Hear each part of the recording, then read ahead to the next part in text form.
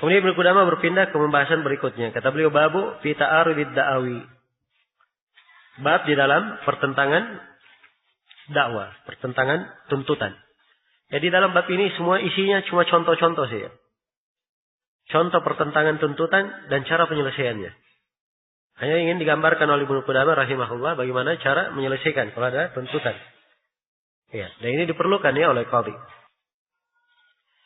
Karena itu yang masuk di qadha itu banyak latihannya. Sering diberi masalah sebelum dia menjadi qadhi. Ya, dan ketika awal kali dia menjadi qadhi, kadang ada pendampingnya dahulu. Masih diperiksa, masih diamati. Dan seterusnya. Baik. Kata beliau rahimahullah, fa in tanaza'a qamisan. Ini contoh yang pertama ya. Fa in tanaza'a qamisan ahaduhuma labisuhu wal akhar akhirun bi kummihi fa huwa li labisihi. Kalau ada dua orang berdebat tentang suatu gamis. Salah satunya memakai gamis itu. Salah satunya dia pegang lengan dari gamis itu. Maka ini gamis diberikan ke siapa? Hah? Kepada orang yang memakainya. Sebab asalnya dia yang lebih kuat menunjukkan bahwa pakaian itu miliknya. Dan wa in tanaza'ah, ini dia melatih ya seorang qadhi supaya memiliki memiliki kejiwaan, melihat kondisi, melihat qarinah. Sebab qarinah itu penting bagi seorang qadhi. Dalam qarinah. Ya, dia punya indikasi. Dari indikasi itu dia memberikan hukum. Nah, ini sering terjadi ya dalam qadha.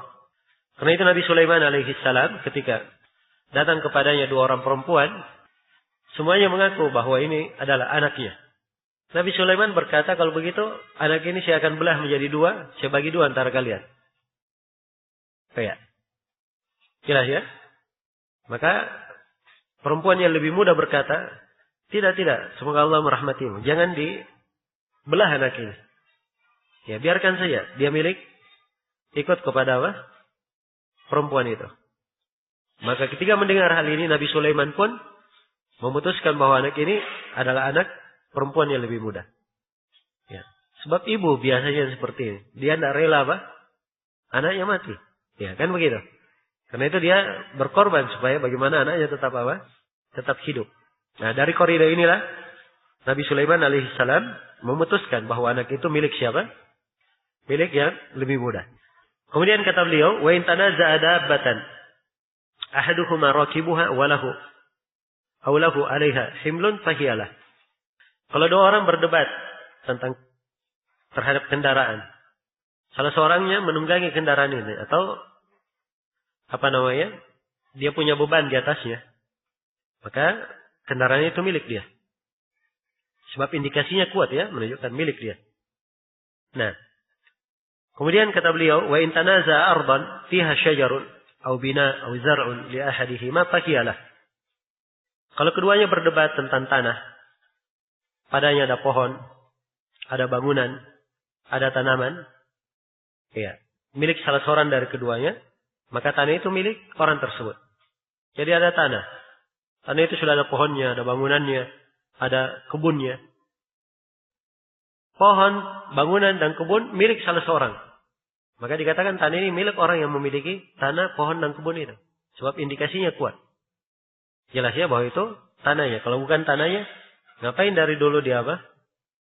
Dia tanami. Ya, dia banguni. Dia sudah rela membanguninya. Itu sudah menunjukkan dia yakin bahwa itu adalah miliknya. Wa in tanaza'a sani'ani fi qamishi dukkanin lahuma. Andai kata ada dua orang yang ahli pembuat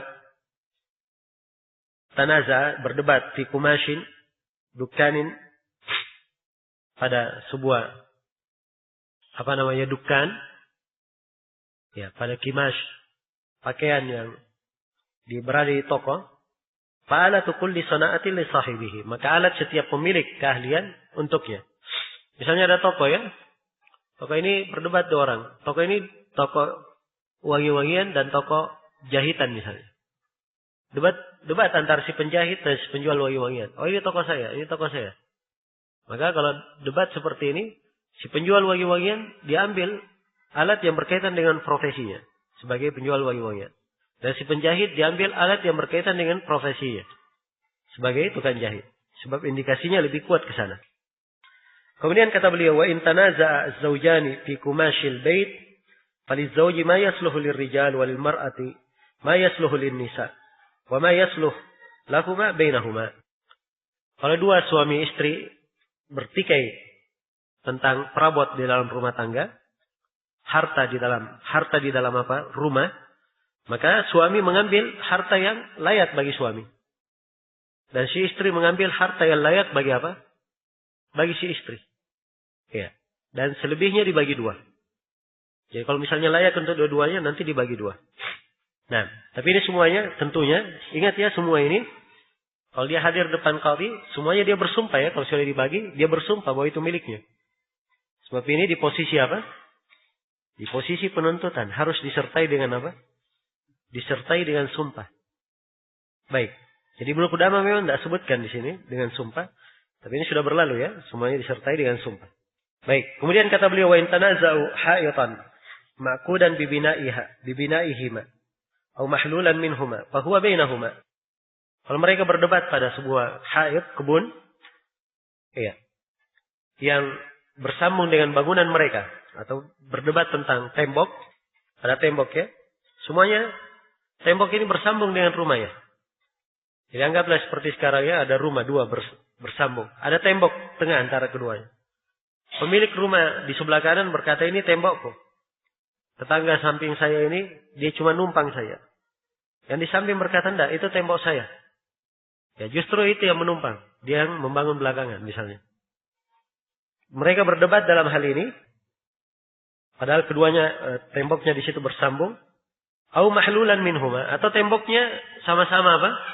Berpisah. Dua rumah ada tembok di tengah berpisah. Semuanya mengaku punya tembok itu. Maka fahuwa bainahuma. Maka temboknya akan menjadi dibagi dua. Menjadi milik mereka. Tapi ini disertai dengan sumpah ya. Semuanya diberikan sumpah. Kemudian kata beliau, wa in kana ma'qudan biminai ahadihima wahdah fahuwa lah. Ya, kalau misalnya tembok ini sudah bersambung dengan bangunan salah seorang dari keduanya, ya maka itu milik dia. Tapi ini disertai dengan sumpah. Sebab zahirnya begitu. Sudah bersambung dengan tembok orang. Ya, tidak bersambung dengan rumah dia.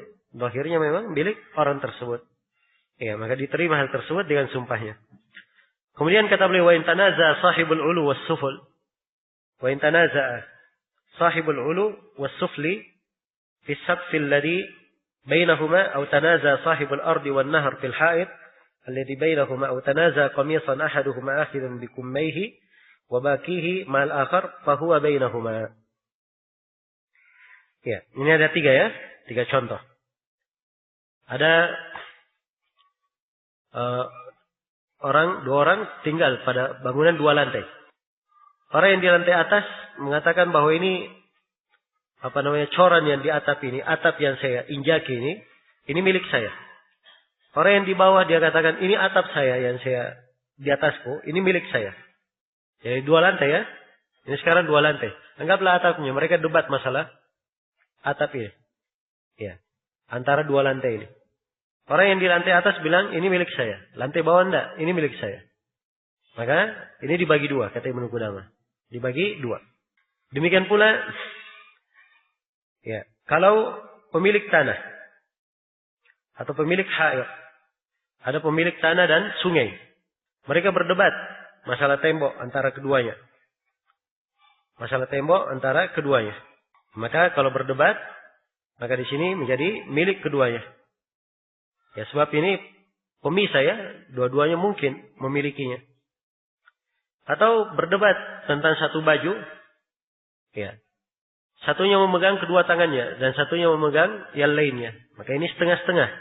Maka itu bajunya dibagi menjadi dua.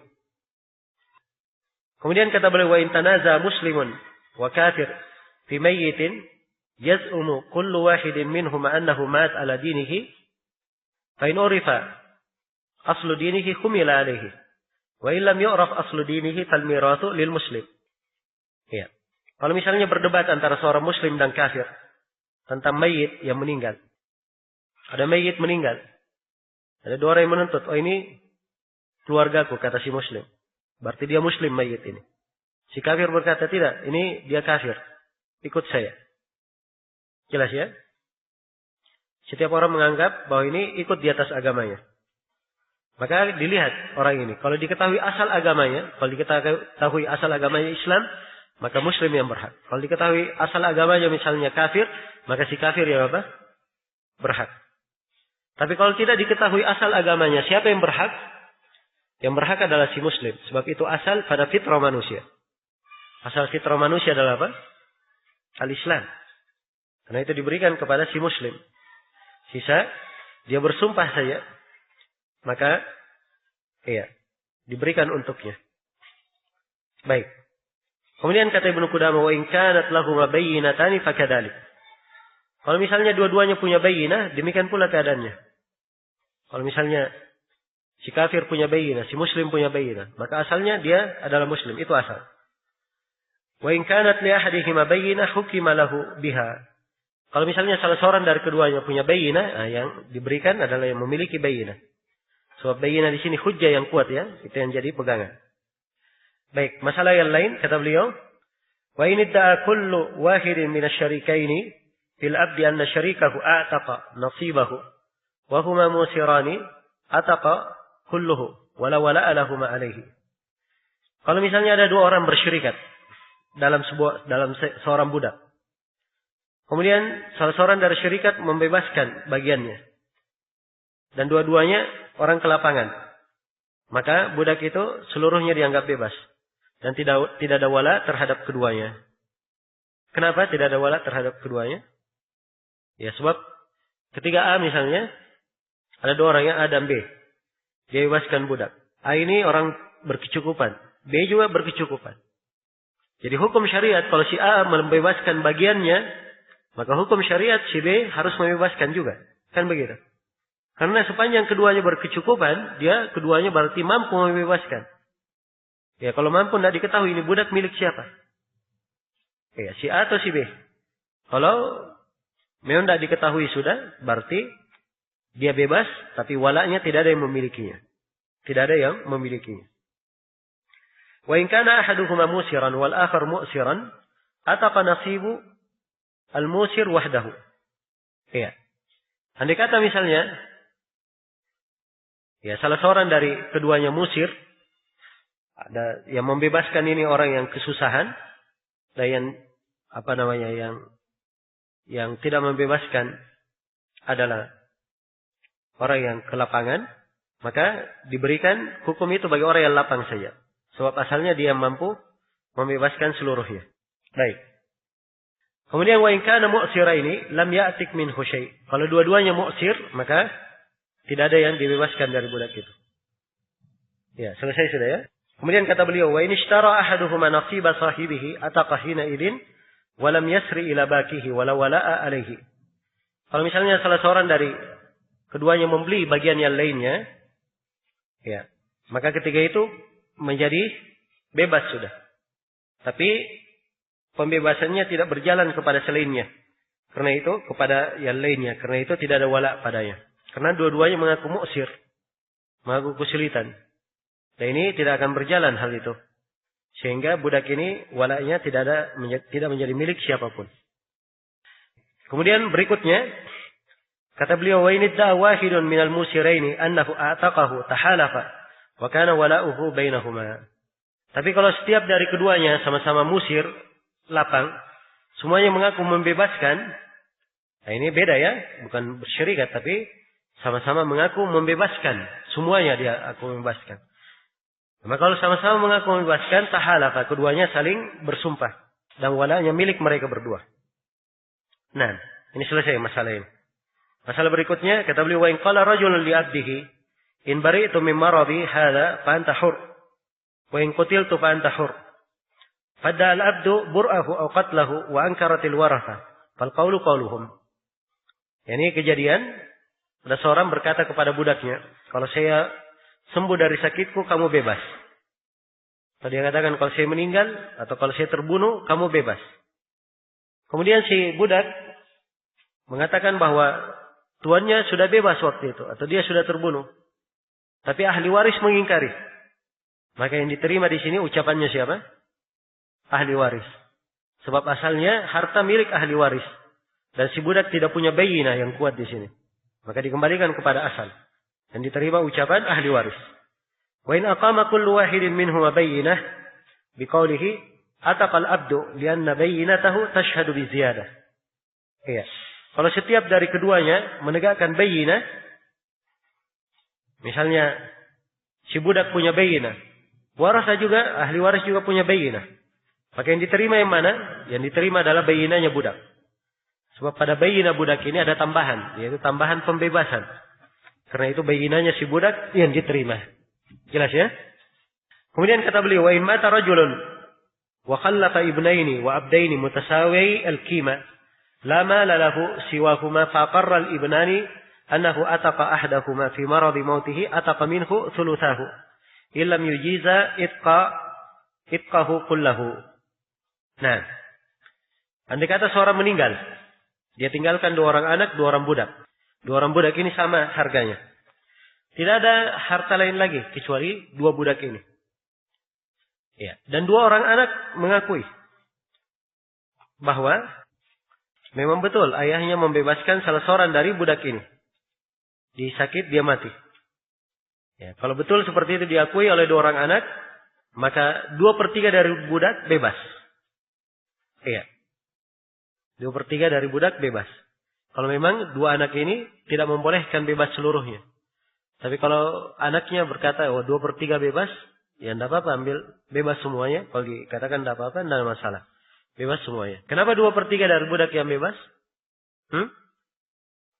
Karena harta orang ini berapa? 2 orang budak. Berarti 1/3 hartanya itu sama dengan apa? 2/3 budak. Kan begitu? Iya atau tidak? Satu budak dihitung 3/3. Jadi 2 budak berapa? 6/3. Jadi kalau diambil 1/3 dari 6/3, jumlahnya berapa? 2/3. 2/3 yang dibebaskan dari budak. Iya. Kemudian kata beliau, wa in qala ahaduhuma abi a'taqa hadha wa qala al-akhar bal hadha. Nah, ini berselisih ya. 2 orang anak ini berselisih. Anak pertama bilang, ayahku membebaskan budak ini. Yang kedua berkata tidak, yang dibebaskan budak ini. Ya. Kalau seperti ini keadaannya, maka ataqa sulusu kullin minhuma. Bebas 1/3 dari keduanya. Jadi budak pertama bebas 1/3, budak kedua bebas 1/3. Iya. Wa kana likulli ibnin sudus alladhi i'tarafa bi itkihi wa nisful akhar. Dan setiap anak diambil 1/6 dari budak yang dia katakan itu bebas. Jadi A misalnya 2 anak ini. Ada budak A, budak B. Anak pertama bilang budak A yang bebas, kata ayah. Anak kedua bilang tidak, yang bebas budak B. Ya, maka budak A bebas 1/3, budak B bebas apa? 1/3. Milik anak pertama yang mana? Dari budak A, si anak hanya memiliki 1/6-nya saja. Anak kedua memiliki 1/2 dari budak yang pertama. Dan dari budak yang kedua, si anak yang pertama memiliki 1/2 dan si anak yang kedua memiliki 1/6. Jelas ya? Karena itu yang dia bebaskan, maka dia harus mendapatkan 1/6-nya saja. Kemudian kata beliau, wa in qala tsani abi a'taqa ahaduhuma la adri minhuma ukriya bainahuma wa qamatil qur'a maqama ta'yinihi. Ya, kalau misalnya yang kedua berkata, saya tidak tahu yang mana yang dibebaskan oleh ayahku. Ya, dia tidak tahu, maka diundi antara keduanya. Nah, dari yang mana undian keluar, itulah yang diberikan. Baik, selesai sudah pembahasan tentang ta'arud ad-da'wah. Ini contoh-contoh aja semuanya.